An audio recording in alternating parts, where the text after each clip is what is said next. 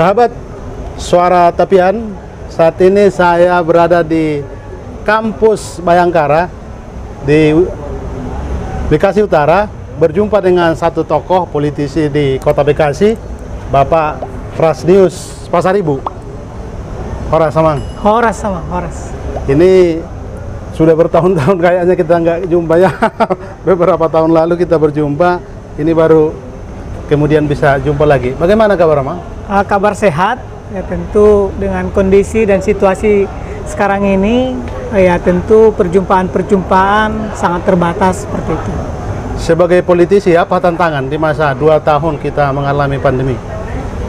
Tentu tantangan di COVID-19 ini, di pandemik ini, hampir di seluruh lini kehidupan kita sangat terasa, sangat terbatas, tetapi tetap kita harus bangkit dari sisi semuanya itu. Artinya adalah bahwa tantangan selalu ada, tetapi juga kesempatan yang ada juga pasti ada. Sorry, Mang, ini saya tadi harus tanya juga ini, kenapa kita harus jumpa di kampus Bayangkara ini? Apakah Mang juga dosen atau sedang kuliah ini, seorang politisi menimba ilmu lagi?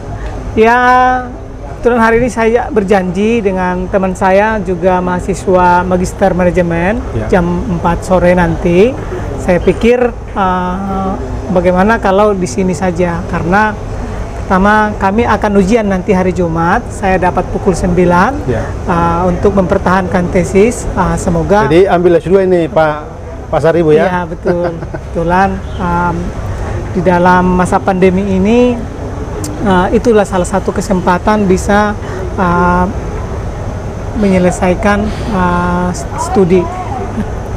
Sebagai politisi, kita tahu bahwa para politisi ini kan para public figure yang seharusnya juga memang SDM-nya mumpuni gitu. Termasuk cara Amang Pasaribu menambah ilmu lagi, mengupgrade diri lagi, ambil S2 sekarang. Kira-kira apakah memang tantangan ke depan memang harus tambahin ilmu ini? Ya tentu saja ya,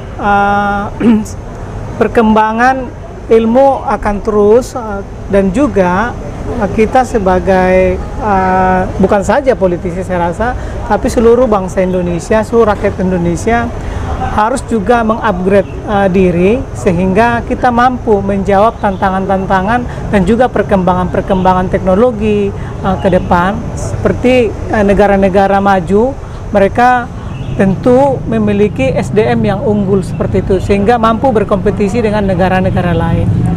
Semangat pembelajaran itu harus ada pada setiap orang ya? Betul, sehingga kita tidak ketinggalan, dan juga menurut survei juga ya, bahwa minat baca khususnya di kita itu masih memang belum terlalu tinggi.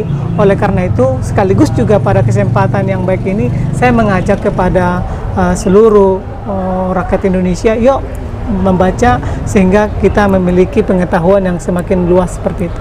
Pak Prasnius, bisa nggak cerita? Tadi saya lupa bertanya, sebelum menjadi politisi, barangkali apa dulu background, atau memang hanya perantau datang ke Bekasi ini, atau memang lahir di Kota Bekasi sehingga menjadi anggota dewan? Ini tadi harus saya sampaikan, ini anggota dewan Bekasi begitu. Saya lahir di Desa Rianiate namanya, Kecamatan Sorkam, Kabupaten Tapanuli, ya? Tapanuli Tengah, daerah Sibolga sana. Kalau dari Medan itu kalau naik pesawat sekitar 1 jam lagi ke Tapanuli Tengah, kemudian ke kampung saya sekitar 2 jam lagi. Jadi masih cukup jauh dari kota Medan seperti itu. Lahir di sana, kemudian merantau ke Bekasi tahun 85, SD di sini sampai perguruan tinggi. Saya lulus dari Universitas Kristen Indonesia UKI Cawang. Jurusan apa, Mang, dari UKI? Saya di Manajemen Keuangan, Fakultas Ekonomi Manajemen Keuangan. Sealiran sekarang ambil S2 juga di Bayangkara? Iya, kita paralel saja sih, seperti itu. Oke, kemudian terinspirasi atau terpicut jadi politisi apa triggernya, pemicunya begitu? Beberapa yang membuat saya terjun ke dunia politik adalah karena barangkali kebutuhan ya. Kebutuhan, bukan kebutuhan saya sebagai pribadi, tetapi kebutuhan komunitas barangkali. Lebih tepatnya seperti itu. Karena di tahun 2004 saya tidak terlalu, kenapa saya sebutkan tahun 2004? Karena tahun itu ada survei di salah satu universitas Katolik di Atmajaya khususnya, bahwa partisipasi orang muda Katolik khususnya disampaikan pada waktu itu dalam survei sangat rendah. Oleh karena itu, mengapa rendah? Karena waktu itu beberapa jawaban yang saya ingat adalah politisi itu banyak melakukan hal-hal yang tidak sesuai dengan marwahnya.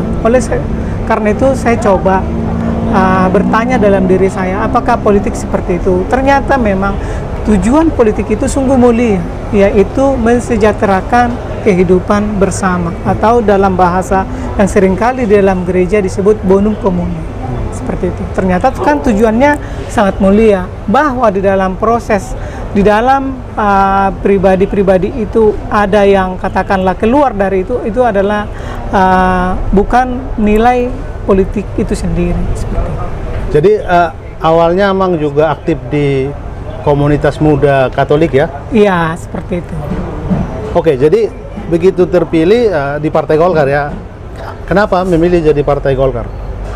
Karena memang Partai Golkar kita tahu adalah salah satu partai yang besar di Indonesia dan juga memiliki jaringan yang kuat sampai kepada RT RW barangkali, sehingga saya merasa Partai Golkar sudah dikenal oleh masyarakat Indonesia, khususnya Bekasi Utara.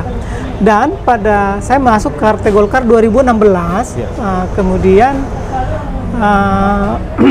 saya melihat Partai Golkar di Kota Bekasi cukup dikenal oleh warga masyarakat, di mana pada saat itu 2016 Wali Kota Bekasi itu dipimpin oleh Pak Rahmat Effendi yang juga merupakan kader terbaik dari Partai Golkar. Sehingga kita bisa melihat pembangunan Kota Bekasi saat ini menurut saya, menurut pandangan saya cukup signifikan maju sesuai dengan visi dari pemerintah Kota Bekasi, yaitu Kota Bekasi yang cerdas, kreatif, maju, sejahtera, dan ihsan seperti itu. Pak Pasaribu, sebagai politisi pasti kesempatan untuk menjadi seorang public figure, dikenal masyarakat, dapat jabatan, dapat fasilitas, itu konsekuensi dari seorang politisi. Tetapi konsekuensi lain, para politisi ini, para pemimpin kita ini juga seringkali mendapat kriminalisasi, ya namanya politik ya. Terkait ini mungkin barangkali agak saya lebarkan pertanyaannya terkait dengan tokoh dari Golkar. Beberapa waktu lalu KPK menciduk begitu. Kita tidak tendensi di situ, tapi bagaimana tantangan Golkar ke depan di Kota Bekasi? Pertama, dari saya pribadi tentu mendukung seluruh proses-proses hukum yang berjalan yang dilakukan oleh Komisi Pemberantasan Korupsi KPK, dan bahwa proses itu mari kita hormati bersama. Karena sekarang ini kan baru Pak Rahmat Effendi itu sebagai tersangka. Oleh karena itu kami praduga tak bersalah itu harus dikedepankan ya. Dikedepankan. Oleh karena itu saya secara pribadi dan juga saya yakin Partai Golkar mendukung seluruh proses hukum yang sedang berjalan seperti itu. Apa perasaan Pak Rasnius sebagai politisi? Ini kan putaran goyangannya kan ini selalu besar ini, apalagi dekat dengan tahun-tahun politik. Barangkali bisa berbagi, memang tantangannya orang kalau tidak siap secara mental. Tentu saya sebagai pribadi merasa juga prihatin kondisi saat ini, tapi sebagai kader partai tentu kami tetap solid membangun partai. Seperti yang dikatakan tadi bahwa kita juga mempersiapkan fungsionaris untuk caleg 2024. yang akan sudah dimulai. Kita tahu bahwa Komisi 2 DPR RI kemarin bersama dengan Menteri Dalam Negeri sudah menyepakati 14 Februari 2024 menjadi pemilihan legislatif. Oleh karena itu, saya yakin seluruh partai akan bersiap, akan menyiapkan seluruh kader-kader terbaiknya untuk maju nanti di tingkat pileg dari seluruh tingkatan yang ada. Kalau pemetaan di Kota Bekasi, Pak Rasnius, partai besar, ya PKI sedang PD Perjuangan yang meraup suara besar gitu. Tantangannya kemudian Partai Golkar, partai yang termasuk besar dan memang partai tua, bagaimana berkompetisi untuk juga mendapat suara besar juga di Kota Bekasi? Kami yakin bahwa Partai Golkar masih ada di dalam hati masyarakat Kota Bekasi khususnya.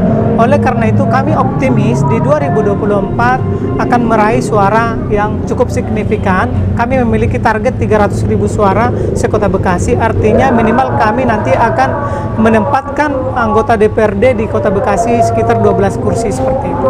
Kami sangat yakin dan optimis karena kader-kader kami saat ini juga memiliki kapasitas dan juga memiliki kompetensi untuk itu, dan tentu dari sisi umur banyak yang masih milenial. Oleh karena itu kami sangat optimis bisa meraih simpati warga masyarakat Kota Bekasi. Terkait kerja-kerja DPR sebagai anggota Dewan, Pak Pasaribu, apa yang dilakukan mengawasi kinerja dari pemerintah eksekutif dalam hal ini? Sekarang kan kita ini untuk vaksin ketiga ini, padahal kan masih banyak masyarakat belum vaksin kedua, malah ada masih vaksin pertama begitu. Apa kira-kira himbauan atau dorongan pengawasan dari tugas fungsi anggota Dewan itu? Iya, salah satu fungsi DPRD adalah memang bidang pengawasan. Di samping itu ada legislasi dan juga budgeting atau penganggaran. Nah, terkait dengan pengawasan itu, pertama bahwa memang pemerintah, khususnya dari pemerintah pusat juga sudah membuka peluang untuk vaksin ketiga atau biasa kita sebut booster. Oleh karena itu, mengajak kepada warga masyarakat Kota Bekasi secara khusus supaya memanfaatkan peluang yang ada itu untuk membangun herd immunity tadi. Kemudian bagi saudara-saudaraku yang masih belum vaksin, mungkin karena kesehatan atau hal yang lain, mari pergunakan kesempatan ini untuk melakukan vaksin pertama dan vaksin kedua, bahkan untuk vaksin ketiga seperti booster. Karena dengan demikian kita membangun satu herd immunity khususnya di Kota Bekasi dan seluruh Nusantara, sehingga kita terbebas dari COVID-19 ini. Sebagai anggota Dewan, Pak Rasnius, kira-kira apa yang dilakukan ke depan memastikan bahwa semua, saya dengar sudah hampir 80% atau nanti bisa dijelaskan bahwa di Kota Bekasi itu sudah tervaksin semua masyarakat begitu. Tetapi kan barangkali belum semua terakses untuk vaksin ini begitu. Baik, kalau untuk persentase di Kota Bekasi memang sudah cukup tinggi, 80% lebih vaksin pertama dan yang kedua. Itu merupakan pertama kesadaran dari masyarakat, kemudian memang upaya yang dilakukan oleh pemerintah dan juga bekerja sama dengan DPRD. Bahkan pemerintah Kota Bekasi itu melakukan door to door. Itu sesuatu hal yang katakanlah upaya supaya masyarakat memperoleh vaksin satu dan vaksin kedua. Nah, pekerjaan itu atau layanan kepada masyarakat itu terus ditingkatkan. Maka saya lihat di beberapa grup RT, RW, di kelurahan itu terus mengajak warga masyarakat untuk melakukan vaksin. Sehingga nanti seperti tadi saya katakan, di Kota Bekasi ini sudah memiliki vaksin bahkan nanti sudah 90% lebih seperti itu. Mungkin terakhir pertanyaannya Pak Rasnius, apa kemudahan yang dibantu oleh anggota Dewan dalam hal ini agar masyarakat mudah terakses? Barangkali kelengkapan data-datanya, KTP, KK, apa yang dimudahkan bagi mereka masyarakat di Kota Bekasi? Nah, Kota Bekasi merupakan sentra vaksin. Ya. Oleh karena itu, pelayanan vaksin di Kota Bekasi itu tidak hanya orang yang memiliki KTP Kota Bekasi, tetapi seluruh orang Indonesia, bahkan para ekspatriat sekalipun itu dilayani karena Kota Bekasi merupakan sentra vaksin. Oleh karena itu, mari manfaatkan, khususnya saat ini setiap hari itu ada di gate 11 di Stadion Kota Bekasi vaksin setiap hari. Oleh karena itu, mari warga Kota Bekasi memanfaatkan peluang dan kesempatan ini sehingga kita semuanya terbebas dari COVID-19 ini. Terima kasih Pak Pasaribu kesempatannya. Sahabat Suara Dapian, begitu bincang-bincang saya dengan Bapak Rasnius Pasaribu, anggota Dewan di DPRD Kota Bekasi. Salam. Salam, terima kasih, Horas.